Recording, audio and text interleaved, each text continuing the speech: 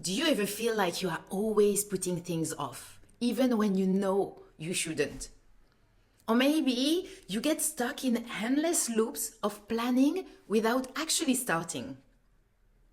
Or you find yourself suddenly cleaning or scrolling instead of tackling the big tasks on your list. If that sounds like you, know that you are not alone. And today, I'm going to share 10 powerful steps to help you stop procrastinating and start getting things done. By the end of this video, you will have a clear path to finally break free from procrastination. Procrastination is the act of delaying or avoiding tasks, even when we know it's not in our best interest. It's something almost everyone struggles with at some point, but for some, it becomes a pattern that interferes with our goals, productivity, and overall happiness. Procrastination is not just about laziness or lack of motivation. It often stems from fear of failure, fear of not doing something perfectly, or fear of discomfort.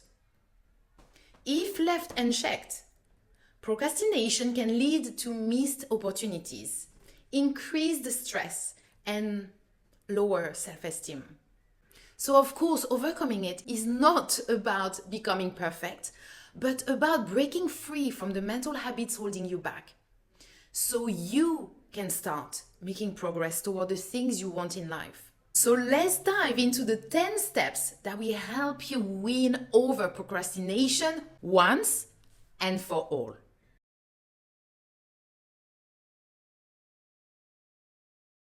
Ask yourself, why do you want to stop procrastinating? It's essential to have a reason that resonates with you on a personal level. For example, for me, it was realizing that by procrastinating, I was missing out on personal and professional growth opportunities.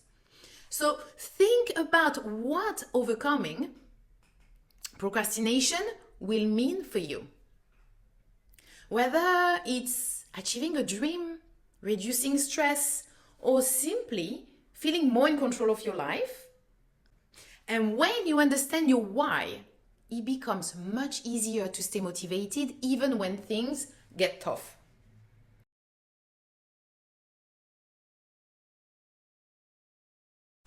Procrastination often happens in specific situations or with certain tasks. So pay attention to when and why you tend to procrastinate. For some of my clients, I know it was anything involved with new challenges. So recognizing those triggers help them prepare for them. Maybe you put off tasks that feel too big, or perhaps you avoid things that require you to put yourself out there. But once you know your triggers, you can start anticipating them and planning accordingly so they don't catch you off guard.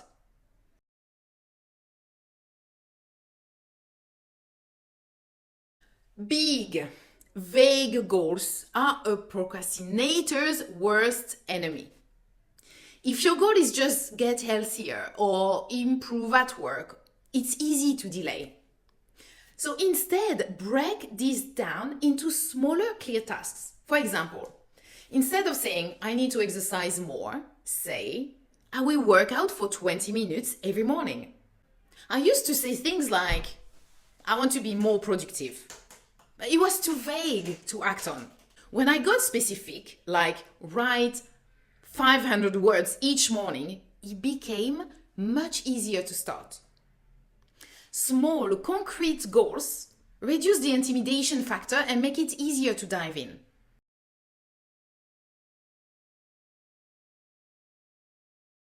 One of the best ways to get started is to commit to just 2 minutes. Tell yourself that you will only do the task for 2 minutes. Whether that's organizing files, replying to emails, or starting a report. Often, you will find that once you begin, it's much easier to keep going. When I applied the 2-minute rule, or any of my clients, I noticed and they noticed that they got more done because the hardest part, starting, was over. It's like when you go to the gym. Just like it can be so difficult to get motivated, right? But once you start, then usually you finish. So give yourself permission to stop after 2 minutes, but you will often find you won't want to.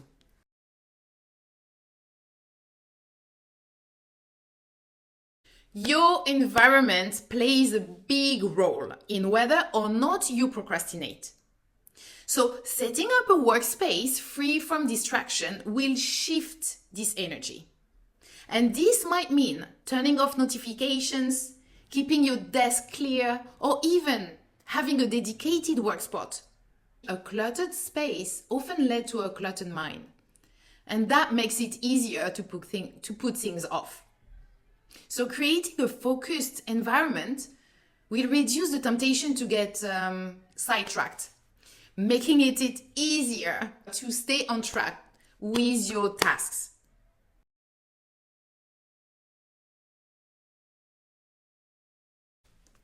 Share your goals with someone else or find an accountability partner, because when we have to check in with someone, we are less likely to procrastinate.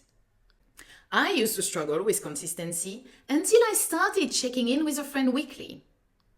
Because knowing someone else was invested in my progress motivated me to follow through.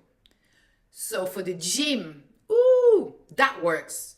Whether it's a friend, family member, or coworker, accountability helps you stay committed to your goals.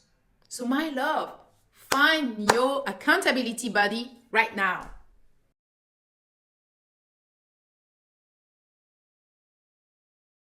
This is a big one.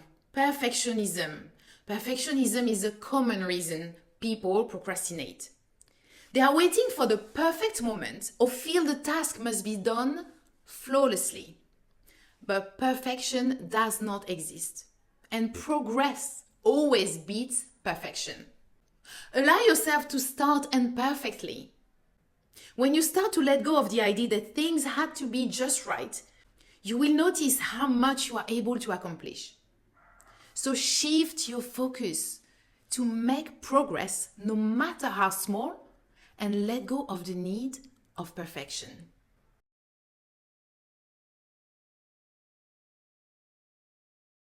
Yes. I talk about this quite often, but it's because it works. Take a moment to imagine how good you will feel once you have finished a task. Visualization is a powerful tool for overcoming procrastination because it helps you feel connected to the positive outcome. Whenever you are tempted to put something off, just imagine the relief and satisfaction you will feel once you are done. And the more vividly you can picture the benefits, the more motivated you will feel to start and finish the task. Give yourself small rewards after completing a task or making progress, and this could be something as simple as a short break or your favorite snack, or even celebrating with a friend, or buying you this little gift that you always dreamed of, depending on how big the task is. When you start treating yourself to a quick walk or coffee break after finishing a challenging task, it can make you look forward to the work rather than dreading it. Rewarding yourself reinforces the habit of taking action, and that will make your life easier to keep going.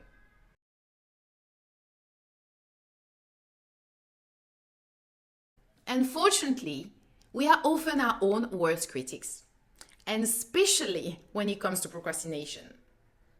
So practicing self-compassion means treating yourself with kindness, even when you slip up. I know that I used to beat myself up whenever I missed a deadline, which only made things worse.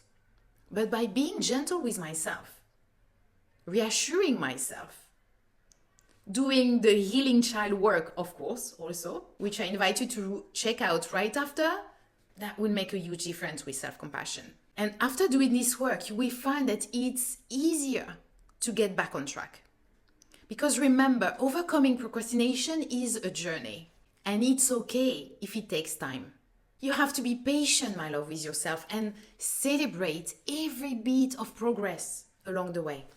And by following these steps, you are not only overcoming procrastination, you are building a life where you feel empowered and in control. Remember, you don't have to change overnight.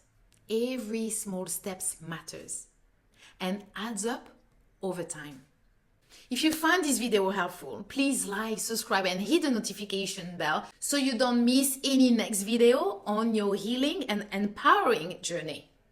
And as always, remember, you are not alone on this journey. I'm proud of you for taking these steps. I believe in you and I see you in the next video.